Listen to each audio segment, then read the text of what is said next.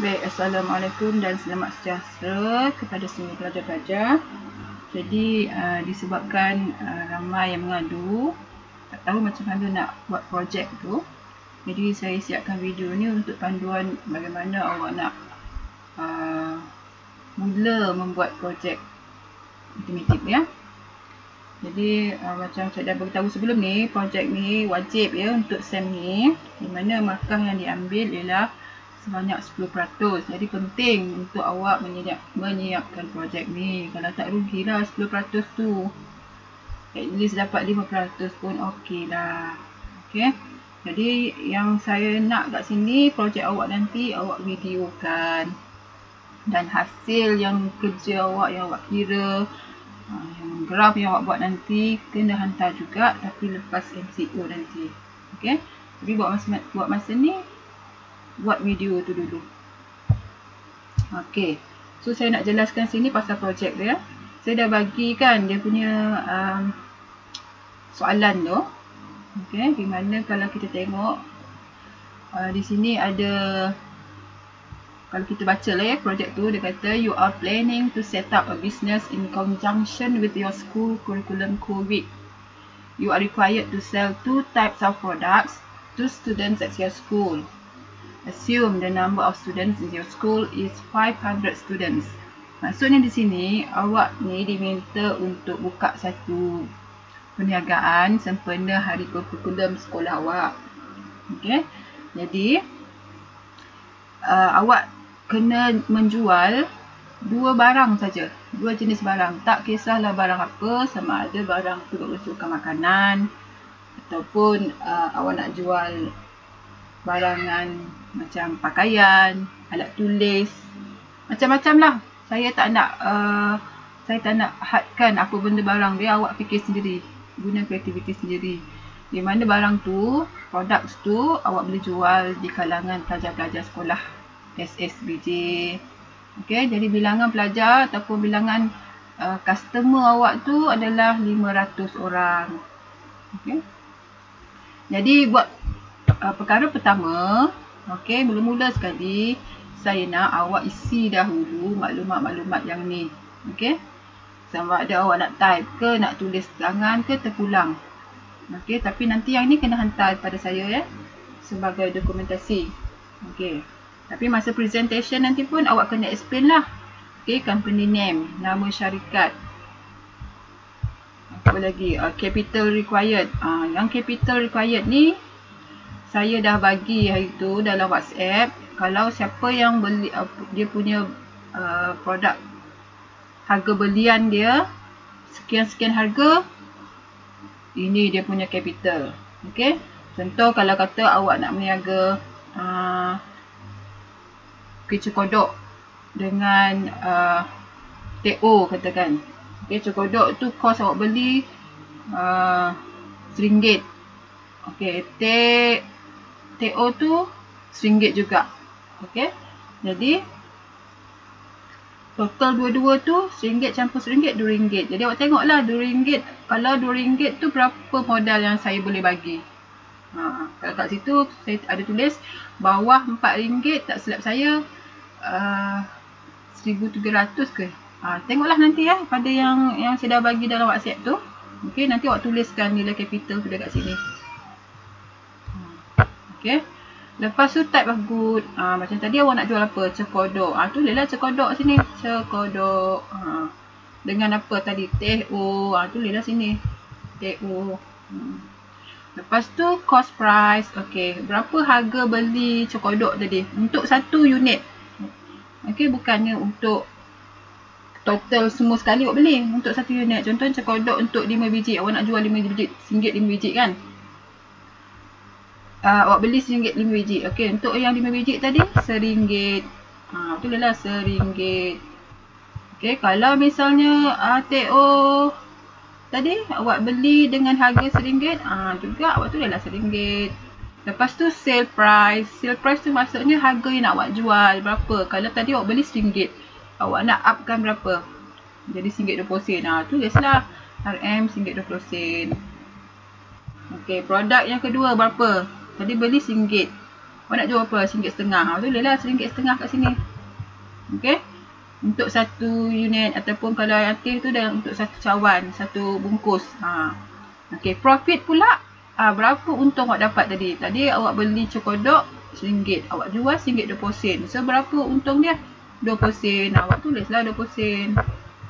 Macam TO, awak jual tadi RM1.50, awak pergi beli RM1, so 50 sen. Awak tulislah dia punya profit yang awak akan dapat tu 50 sen, RM0.50. Okey, faham yang tu patutnya semua orang dah berisi dah. Step langkah yang pertama. Okey.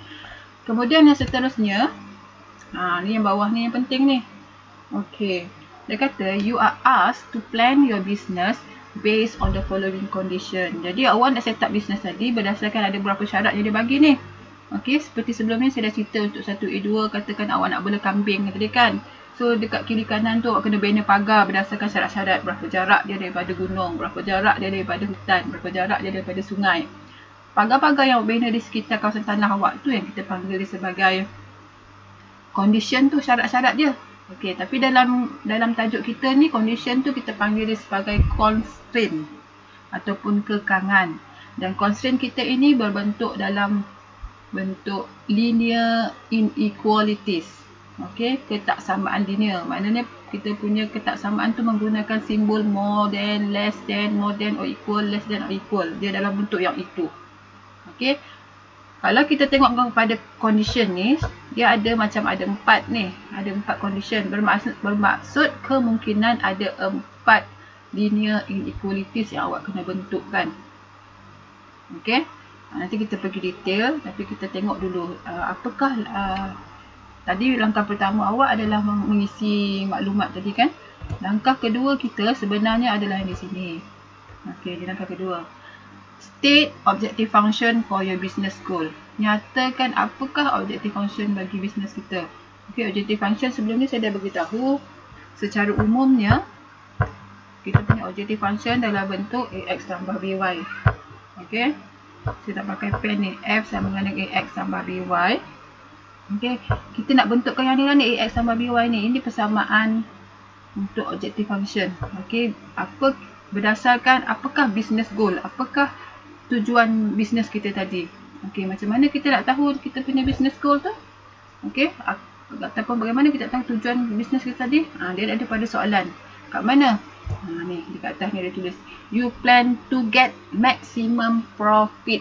Itu goal kita untuk mendapatkan profit maksimum ataupun keuntungan maksimum. Profit tu maksudnya untung untung maksimum. Jadi macam mana awak nak membentuk persamaan profit ni menggunakan yang ni? F sama dengan AX tambah BY. Tadi saya dah kata produk awak ada berapa? Ada 2 kan? Jadi yang AX ni merupakan untung bagi produk pertama. BY ni merupakan untung bagi produk kedua. Jadi kalau awak nak cari nilai untung, awak kena tambahkanlah untung produk pertama ditambah dengan untung produk kedua. Tapi bagaimana cara nak mengira untung tu?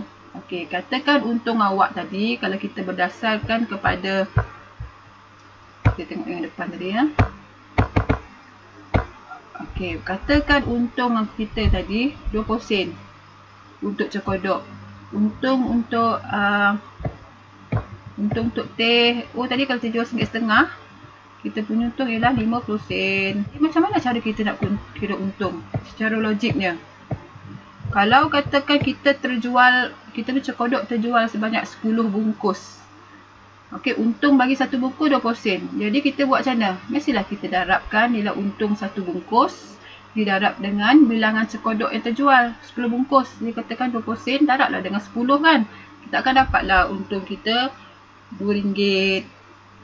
Okey, maknanya kesimpulan yang saya nak kata kat sini, nak cari untung kita kena darabkan harga untung untuk satu, iaitu 20 sen tadi, dengan bilangan berapa yang terjual. Betul kan? Okey, tapi kat sini bila kita nak membina persamaan objective function tadi, untung tu kita tak tahu lagi. Bukan untung. Untung dah tahu dah, kita dah tahu untung dia. Dia punya bilangan barang yang terjual tu kita tak tahu. Bila tak tahu, kita labelkan bilangan yang terjual tu sebagai X. Ni. X ni merupakan bilangan barang pertama, bilangan cekodok. Okey, bilangan cekodok yang terjual. Tapi kita tak tahu. Kita hanya tuliskan sebagai X je. Bilangan cekodok. Bilangan C ya. Bilangan C tu maksudnya bilangan cekodok. Okey, jadi kita darabkan untung cekodok iaitu A. Katakan kat situ tadi 20 sen. Jadi kita buat 0.2 0.2 darablah. Dia akan bina kesamaan. Dia punya expression akan jadi 0.2. Itu harga satu bungkus cekodok 1.2 darab dengan bilangan cekodok. Bilangan cekodok kita buat sebagai X sebab kita tak tahu nanti berapa banyak yang kita boleh jual. Okey, ini yang sebenarnya kita nak cari nanti tu, bilangan X dia. Okey, kita kena tambah pula nilai keuntungan bagi menjual teh.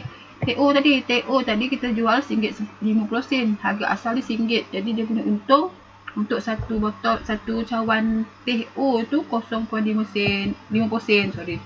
50 sen. Jadi kita tulis dia sebagai 0.5 darab dengan bilangan berapa cawan teh O tadi. Katakan Y kita. Jadi Y ni merupakan bilangan teh. Okey, bilangan teh. Bilangan cawan, berapa cawan ataupun berapa bungkus teh kita terjual. Jadi kita tak tahu. Ni yang kita nak cari nanti. Jadi kita cuma catatkan sebagai Y. Jadi cara nak kira untung dia 0.5 darablah Y. Sebab kita tak tahu lagi berapa Y yang terjual nanti, berapa teh yang terjual. Jadi persamaan untung kita adalah 0.2X tambah 0.5Y.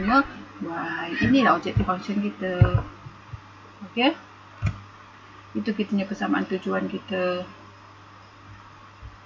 Okey, seterusnya bila dah ada yang ni, okey, kita bina pula constraint. Ni constraint ni. Constraint tadi saya kata berdasarkan kepada kekangan-kekangan. Kekangan tu kat mana? Ni dekat condition ni. Condition ni kekangan kita lah ni yang kita terpaksa mematuhi syarat-syarat dia. Untuk menjana bisnes kita patuhi condition-condition tu. So, kekangan-kekangan dapatkan daripada condition yang diberikan. Jadi, kena bacalah satu-satu. Okey. Nah, kalau kat sini tulis number of goods sold is not less than half of the number of students in your school. Bina satu inequalities. Okay.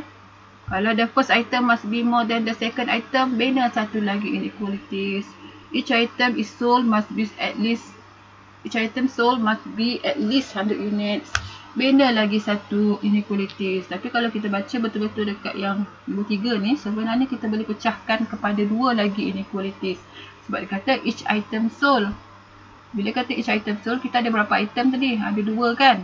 Maknanya item pertama must be at least 100, item kedua pun must be at least 100 units. Jadi kat situ ada 2 inequalities dah. Okey, yang nombor 4, the purchase price of both item does not exceed the available capital. Dia kata purchase price. Purchase price tu harga beli. Maksudnya harga yang asal awak beli daripada pembekal tu berapa ringgit. Okay. Does not exceed the available capital. Tak boleh melebihi daripada modal yang awak ada lah. Okay. Okay. Sekarang ni saya nak tunjukkan macam mana kita nak mendapatkan inequalities tadi. Okay. Kita balik semula kepada yang kita dah belajar sebelum ni dalam nota tu. Bila kita nak membenda constraint, awak kena baca ayat-ayat tu. Okay, system redefinition to express any restriction of no problem. Okay. Kalau kata ayat tu dia bagi ada perkataan greater than, okay, product Y greater than product X, katakan. Awak kena tahu dia punya simbol Y more than X. Kalau dia kata bilangan product Y less than number of product X, so kita kena tahu simbol dia Y less than X.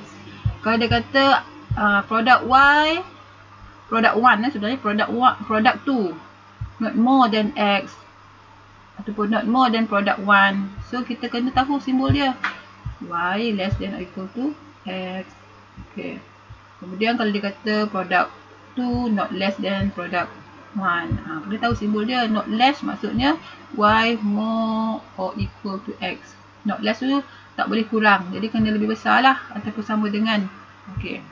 The sum of X and Y is not more than. Okay, maksudnya jumlah X dengan Y tak boleh lebih. Okay, jadi bila kata jumlah X tambah Y lah. X tambah Y tak boleh lebih. Jadi dia kena kurang. Bila dia kena kurang, dia boleh sama dengan tak?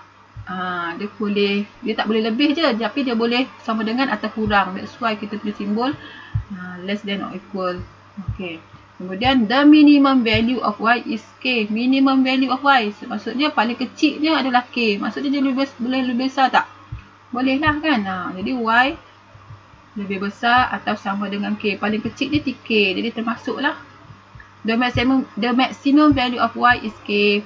Paling besar nilai y tu adalah k. Jadi paling besar dia k. Jadi nilai tu kena kurang lah kan. Jadi y kurang daripada k. Tapi dan dia boleh juga sama dengan k. Okey, kemudian perkataan at least. Y is at least. At least tu maksudnya sekurang-kurangnya. Bila kita kata sekurang-kurangnya, maksudnya dia tak boleh, dia boleh lebih lah. Okey, y is at least k. Y boleh lebih sekurang-kurangnya k times the value of x. K times the value of x ni maksudnya k darab x. Okey. Jadi bila kata sekurang-kurangnya, maknanya dia boleh lebih atau sama dengan. Jadi that's why kita tulis dia sebagai y more than or equal to k. Ini y more than or equal to kx. Okey, sebab dia kata k times value of x tu kx. Bila at least tu maksudnya kena lebih atau sama dengan. Jadi ada perkataan-perkataan lain yang tak ada dalam ni. Macam at least kita dah terangkan. At least saja simbolnya more than or equal. Kalau jumpa perkataan at most tu maksudnya paling banyak.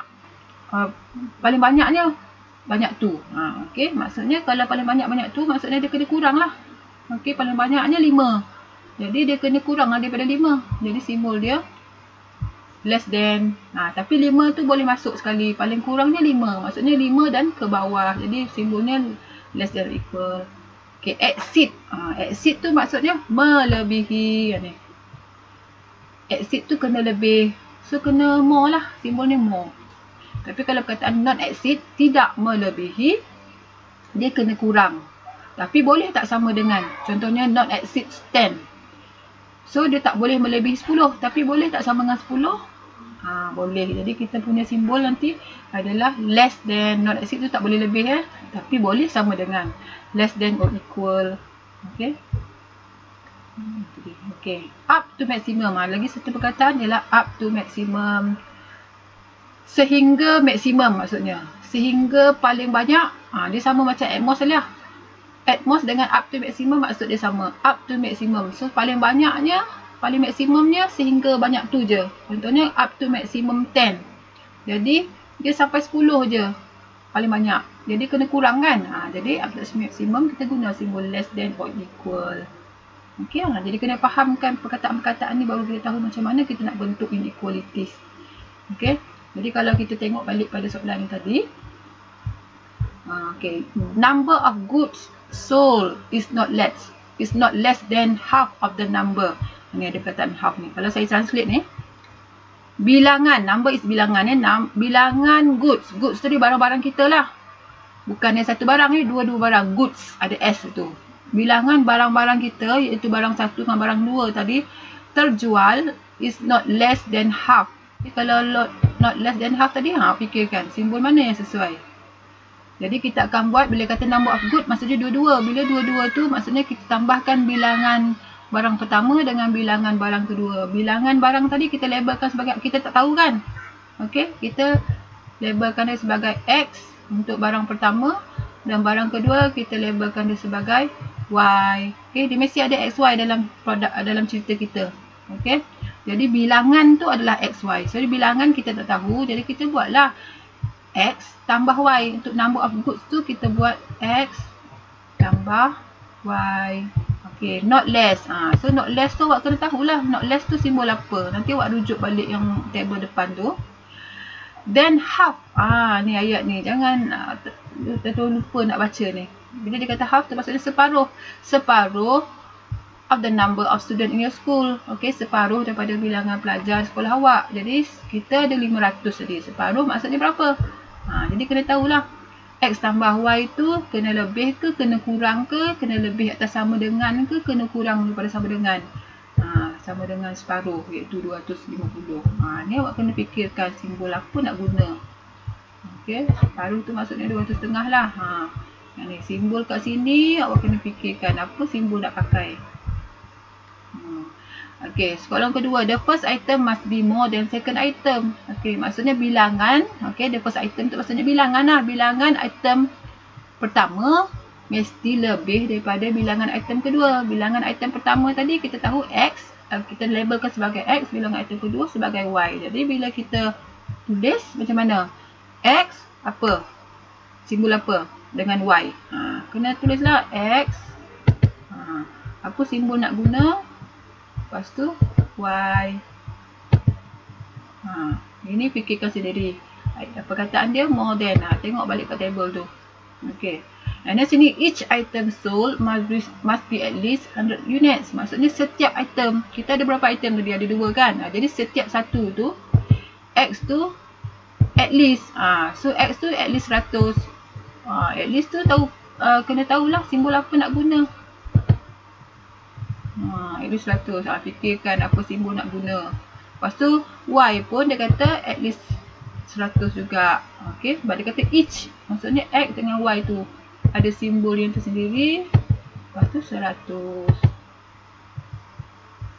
Okay. And then yang keempat tu, the purchase price. Purchase price tu harga beli. Maksudnya barang yang awak beli tadi dekat pembekal tu, yang awal-awal tu. The purchase price of both items does not exceed. Okay, dua-dua tadi harga beli tu mesti tak lebih, does not exceed. Kena tahu simbol apa, available capital. Okay, macam mana nak cari harga beli? Katakan tadi harga beli teh tadi dengan cokodok ni dulu-dulu RM1 kan? Jadi RM1 darab dengan bilangan yang terjual X. Okay, RM1 darab dengan X. Okay, jumlah yang barang kita yang nak jual nanti ditambah dengan RM1 darab dengan bilangan barang kedua, produk Y tu. Okay, ni kita akan dapat harga beli untuk keseluruhan barang lah. Harga beli RM1, harga yang barang nak jual tu sebanyak X, harga jual dia RM1, barang yang nak beli adalah sebanyak Y. Jadi nilai ini apa? Does not exceed, dia kata. Capital. Capital tadi tengoklah capital awak berapa ringgit yang awak saya beli. Ini simbol. Okey. Yang Y dengan X tu merupakan bilangan barang yang awak nak jual.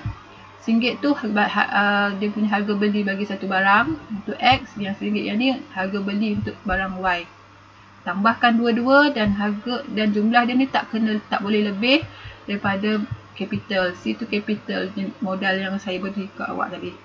Dapatlah constraint tu. Jadi constraint nanti kita akan ada 5. 1, 2, 3, 4, 5. Okey, bila dah ada constraint nanti, barulah kita pergi kepada step seterusnya yang ketiga. Yang ni, graph the information above. Okey, kita grafkan maklumat ini. To get an estimate of your business maximum profit, untuk mendapatkan anggaran untung kita. Nanti bila kita dah graf nanti kita akan dapat nilai X dengan Y tau. X dengan Y maksudnya bilangan berapa banyak sebenarnya barang awak yang boleh jual. Okey, cara nak kira profit dia nanti. Okey, nak dapatkan maximum profit dia nanti, awak masukkan nilai X dengan Y yang awak dapat daripada graf tu dekat persamaan profit dia nanti. Dekat objektif function tadi. Objektif kita ni kan nak dapat profit. Okey, kita masukkan dalam objektif function kita ni. Katakan awak dah lukis graf, awak dapat X dia 150. Y dia dapat 200. 0.2 darab 150 tambah dengan 0.5 darab 200. Dapatlah berapa jumlah profit yang awak dapat. Okey, tapi proses untuk mendapatkan nilai X dengan Y tadi, iaitu yang 150 dengan 200 tu, ni contoh dia, adalah setelah awak melukis graf. Okey, jadi awak kena lukis graf dulu. Macam mana nak lukis graf tu? Kita balik sebelum ke graf. Saya dah cerita pasal graf sebelum ni kan. Graf tu ada banyak jenis. Dia boleh jadi garisan putus-putus, garisan solid. Lepas tu dia ada lorek atas, lorek bawah tu kan. Yang susah hafal lorek atas dan bawah tu. Nanti awak tengok balik nota tu. Tapi saya nak tunjuk step melukis graf dulu. Okay, to graph a linear inequalities into variable. Okay, so variable kita x, y lah. Sebab paksi kita pun paksi x, paksi y. Okay, pertama sekali, bila kita ada inequalities, get y alone on one side. Maksudnya kita kena pastikan persamaan tu mesti y ataupun inequalities mesti y di sebelah kiri sorang-sorang. Contoh kalau sebenarnya kat sini x plus y more than 5. Nampak tak sebelah kiri tu ada x, ada y kan, x plus y. Jadi kita kena make sure y saja duduk di depan. Baru kita boleh nampak sama ada graf itu nak lorek atas ke nak lorek bawah. Okey. Jadi cara nak buat, kita pindahkanlah x tu kat sebelah kanan. Okey. Kalau katakan persamaan tu okay, macam ni. X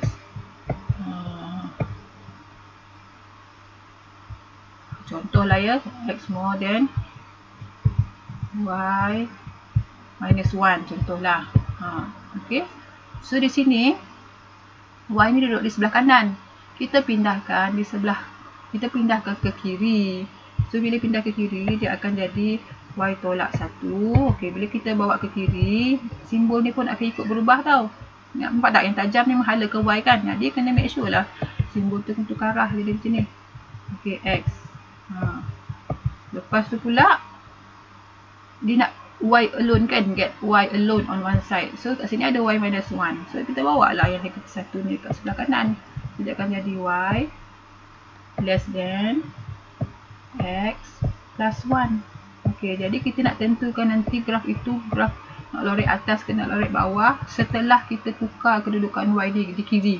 Kat sini tak boleh tentukan lagi. Tak boleh kita nampak oh dia simbol more. Jadi kalau more nak lorek belah atas. No. Ni tak boleh lagi sebab y ni duduk di sebelah kanan. Bila once y tu dah dipindahkan ke kiri, dia single kat sini, then baru kita boleh tengok simbol dia adalah simbol less. Bila less lorek belah bawah. Okey, itu yang kena ingat. Okey, yang kedua, consider the related equation obtained by changing the inequality sign to an equality sign. Maksudnya, bila kita nak membina graf, kita kena buat kotak kan, sebelum ni saya kata. Jadi, untuk mengira kotak tu, untuk mendapatkan nilai xy dalam kotak tu, kita kena tukarkan sekejap inequalities tadi ke dalam bentuk equal. Okey, contoh tadi kan y more than 5 minus x, dia tukarkan dalam bentuk equal, dia akan jadi y sama dengan 5 tolak x. Okey, bila dah jadi macam ni, baru kita binakan table. Okey. Okey. Katakan kita nak lukis graf yang ada y tolak x sama 2 ni. Ni graf ni. Graf yang ada y, ada x dia kan. Kalau graf yang ni x nombor negatif 3, y negatif 2 nombor. Ini tak ada masalah. Kalau x ada nombor sebelah dia, graf dia kena ingat, graf dia garisan tegak. Kalau y atau ada nombor sebelah dia, ingat garisan dia garisan melintang. Tapi melintang apa? Melintang putus-putus sebab dia tak ada equal. Melintang. Ini tak ada masalah yang itu. Ini untuk graf yang ada y kiri, ada sebutan x di sebelah kanan. Okey, untuk yang itu bila kita nak lukis graf, kita kena ada table. Okey, nampak tak? Dia tukar dulu inequalities ni kepada equal sign sebab senang nak kira nanti. Okey. Jadi saya kata kalau nak lukis graf, kena pastikan kita bina table. Jadi kalau kita bina table, okey, kita akan dapat xy ni. Saya nasihatkan bina 2 kolom saja cukup. Kolom ni, okey. Okey, untuk persamaan yang ada x, lepas tu ada tambah tolak dengan satu nilai di belakang kan, saya nasihatkan awak pilihlah x kosong, y kosong. Pilih yang tu. Sebab senang nak kira nanti. Okey, dan dia punya koordinat nanti bila awak plot, dia duduk di paksi x1, di paksi y1. Okey. Jadi macam mana kita nak dapatkan nilai y2 ni? Gantikanlah x kosong ni dalam persamaan. Contohlah saya ganti kosong kat sini. So negatif kosong tambah 2. Negatif kosong adalah kosong. So kosong tambah 2 dapat 2 kan? Jadi dapatlah y dia 2. Mana sini saya masukkan kosong tambah 2. So kita akan dapatlah y sama dengan 2. Okey. Kalau y kosong pula, saya letak kosong lah dekat tempat y ni pula. Okey, ni untuk siapa yang tak tahu nak kira ya. Saya katakan saya pilih y yang kosong. So letaklah dekat depan ni kosong sama dengan okey, negatif x tambah 2. Okey, lepas tu kita nak cari x, kita pindahkanlah 2 kat sana. Dia akan jadi kosong tolak 2. Kosong tolak 2 akan jadi negatif 2 sama dengan negatif x. Kiri kanan ada negatif kan? Kita boleh potong tinggallah nanti X sama dengan 2. Cara nak dapatkan nilai X. So, bila dah dapat, kita masuk ke dalam ni. Okey, dapatlah koordinat dia sekarang 02. Okey. 02. Ni saya baca ke bawah ni. Lepas tu satu koordinat adalah 20. 2 titik ni nantilah awak plot dekat graf. Okey. Nanti plot dalam graf 02 dengan 20. Jadi graf dia kalau saya tunjuk ni. Ni. Tekan okey graf. Okey.